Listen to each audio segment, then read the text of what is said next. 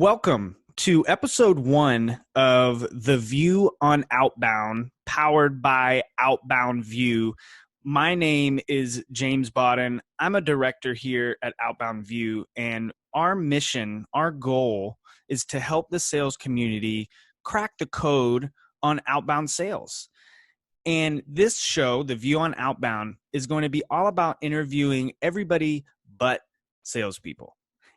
We're going to be talking to the folks that are on the receiving end of all of this cold outreach, all of this outbound strategy that we love to talk about as salespeople. We're going to get the point of view from the folks on the receiving end of it, how they feel about all this cold outreach, what works, what doesn't work, and how they are working with their teams to solve for outbound. So with that, I am extremely honored to have our first guest, Nick Staggy. He is the CMO at Woolly, and he's come here to share his view on outbound. Nick, thank you so much for joining us. Oh, thank you. Thanks, man. I'm excited to be here. I'm honored to be your first guest.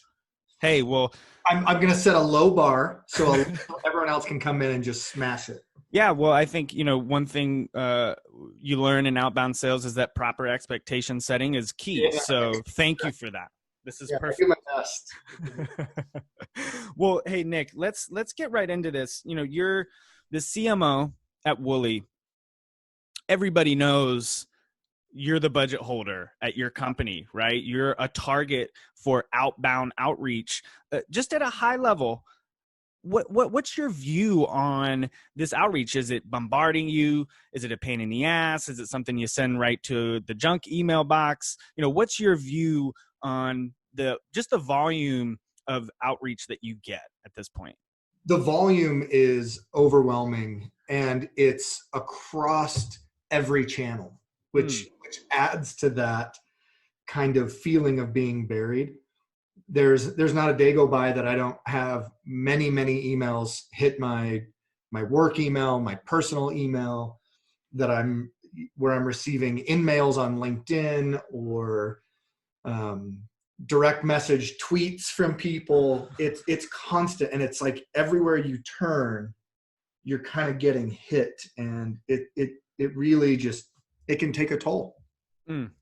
Yeah, well, and I think that is absolutely why we want to have these conversations with folks like you, because let's just call it what it is. It's a crowded, super noisy place to operate. There's no bones about it. So inside all of that outreach, feeling bombarded, what cuts through that and actually works? What type of outreach, what type of approach, what channel works for you where you're going to say, okay, this looks interesting, I'll take a meeting, or I want to at least respond and learn more. What does that look like for you? Sometimes it's just total random luck. Like, holy crap, we were thinking about this problem, and this interruptive email hit my inbox, and it addresses the problem. Let's explore it. But that's less than 1% of the time that ever actually happens. Interesting. I think the things that work the best are when they're personal. And I'm not talking about personalization. Like, I think that it's so funny. We talk about personalization. All we're doing is dropping a token in with a name. There's nothing personal about that. We all know that it's just some program running a token. Especially CMOs, right? Of all people. We know. We're like, hey, name. Oh, okay. We work with companies like Woolly. It's just a bad game of what, and now I can't remember, but you fill in the blanks, right? Yeah, like Mad Lib. It's a bad game on Mad Lib. So for me, what works is when it's actually personal, when it's real, and not being a kiss ass, but you sent a LinkedIn message to me. We've been connected on LinkedIn for I don't know how long, but a long time. And you sent a message to me that was a personalized, like legitimately personal email. Nick, I know what you're doing at Woolly. This is what I'm doing. This is why I think there's a connection. Do you want to talk? Do you want to have a conversation? That was so refreshing. And I think I saw it, and within 2 minutes, we had scheduled a time to talk. So if you can get personal, but that works, but it requires you take time.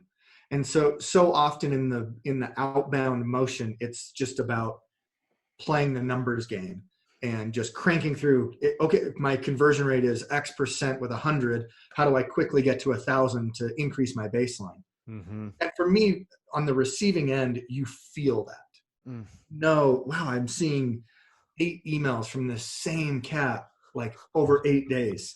They're just trying to juice their numbers. This is terrible. Yeah. So instead, take the time and get personal and get real. That is so helpful. I to speak to that even further, I can't remember the last time I responded to an email that hit my inbox. Mm. But I do respond to them when they come across on LinkedIn and they're done in a really personal, human way, because it's easy for me to just click in and see like, oh, what's James's background? Where's he from? What's his activity like on LinkedIn? Is he just a troll, or is he actually someone who's here to help? Mm-hmm. It allows me to do a little bit of background before I have to respond, where email doesn't provide that all the time. So I like the human side of things. Yeah. What do you think? How does the phone play into that? Do you get a lot of cold calls, and are the cold calls you're getting human? Right. I mean, So for probably 10 years, I haven't had a phone at my desk. yeah, I don't have a company phone. yeah. And if you were to call my voicemail, or if you were to call my phone, unless you're like on my auto dial, my speed list, you're going to get punched to a voicemail. And my voicemail says, hang up and send me a text message. I don't answer Yeah. because I don't want to have that awkward exchange. Mm. People that are doing auto dialers or, spam, they're not going to text. So it instantly weeds out the crap for me. Yeah. Yeah. No, I mean, and I think that is such valuable insight and advice, because there are just certain channels that are just never going to work for certain people. Right. Like, you're never going to pick up the phone. There's some rep out there that thinks that they've got your direct number, they've gone through and gotten a validated number, and they know it's you, and they're going to hit that phone, when in reality, there's a whole other channel that's going to work for them, which just goes towards this whole mantra of, it's got to be multi-channel. You've got to be experimenting with who picks up the phone, who responds to emails, who responds to LinkedIn messages, just to literally just to cover your bases. Yeah. And I think that's so interesting. Now, the timing piece, the luck part, I think is an interesting piece too, because as living in outbound sales, that's often the hardest variable to solve for is timing, right? There's all these things we try to do to try and get a better idea before we even reached out. Oh, these people might be more interested than this next person, so it might be a better use of my time to reach out to this person. And it's so interesting to hear that it's such a small percentage of that is what factors into outreach that converts into some sort of interaction and meaningful conversation. So maybe it's not as big of a puzzle that we need to solve as outbound salespeople and spend all this time trying to get fancy with solving for timing, when in reality, sounds like we just need to be diligent, do our research, and be a little bit more human, right? And show up consistently.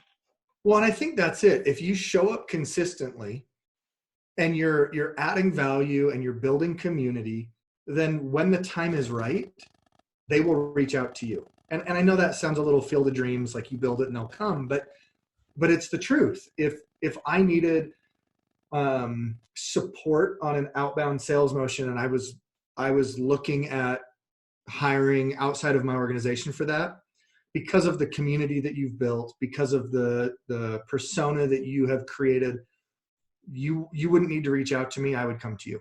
Mm-hmm. And I think that's really valuable. LinkedIn is not just something for outbound to run Sales Navigator and InMail through, right? It's like, come on, and I try to work with our outbound team on this. Build your own personal brand. At Wooly, 60 to 70% of our leads come inbound via LinkedIn. Mm. That's an honest statement. And if you go read my LinkedIn posts or Scott, our founders, we don't really talk about Wooly. Yeah. We talk about the realities of commerce. We talk about things that we're facing in the world today. And people are coming to us because to your point, we're consistently showing up.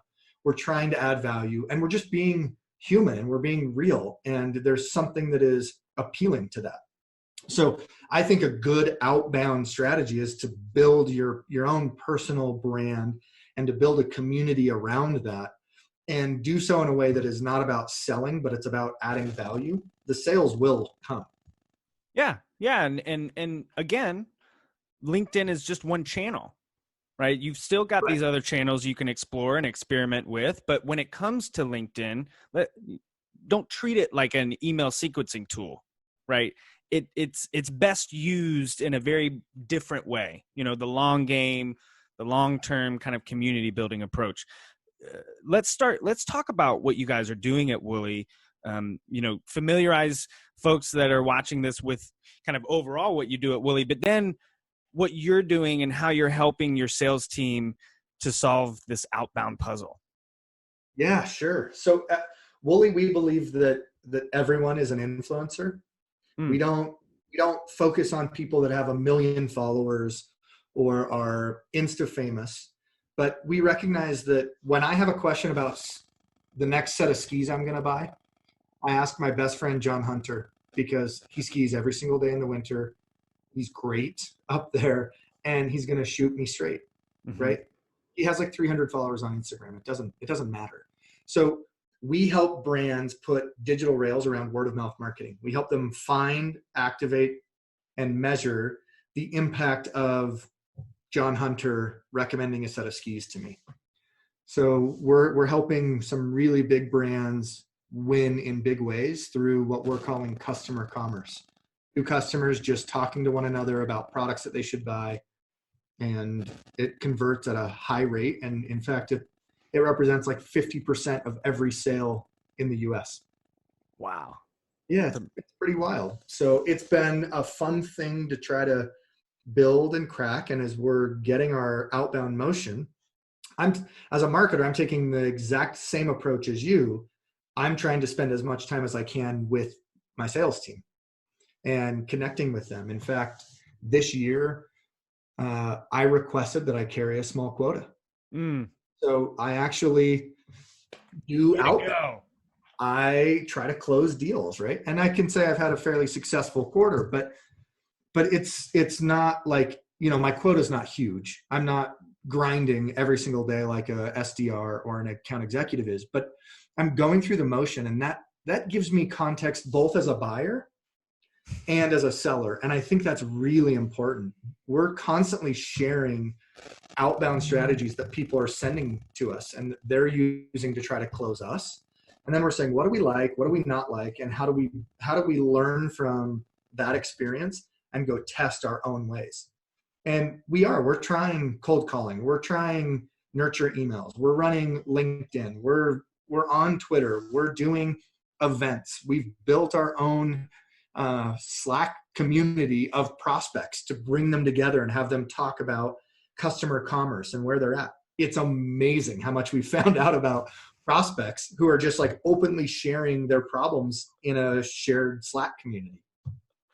So we're testing a ton of things, and for every 10 things you test, you probably fail at 9.5 of them. But the core common denominator behind everything we're testing is, how do we stay real? How do we make sure that we are human and we are adding value, and we're not just playing the numbers game, but we're playing a quality game? Wow. Well, I Talked a think lot of that, but hopefully that no, gets your question. absolutely. And I think perk up, chief marketing officers and marketing leaders and sales leaders, that this approach is powerful when you have that mentality, when your CMO is willing to carry a quota just to make sure that you were close to what's going on and can have conversations that are meaningful. I think that's really powerful, and I love your approach to that. It makes me happy that that's going on, because I know that the outreach that comes out of that is going to level up the sales profession as a whole. And I just love the way that you guys think about it internally there. So it's Well, fantastic, man. I certainly hope it does. It's helping the marketing side too. And going through this process, truthfully, I don't think there's a harder job in a B2B company than being an SDR. Like, it is emotionally, physically exhausting, and it's challenging. And I got a lot of props to people that fight through it and are looking for the best way to make it happen. And there's no silver bullet. Every company and every SDR are going to be slightly different, but you just keep hustling. And I think as long as the common ground is be human and be real, I think you win. Well, fantastic advice. And I think what you're giving through your insight here to those SDRs is invaluable, because I know it was a game changer for me when I was able to sit down with the CMO and the marketing directors and the buyers at my own company and have these types of conversations. So Nick, thank you so much for being our first guest on the first episode of The View on Outbound, powered by Outbound View. I'm going to put all of the links to how folks can connect with you in the post that I put up here on LinkedIn, and make sure that folks can follow along on your journey. And with that, I'm going to wrap up episode 1 of The View on Outbound. Speak Thanks to for you guys having me. soon.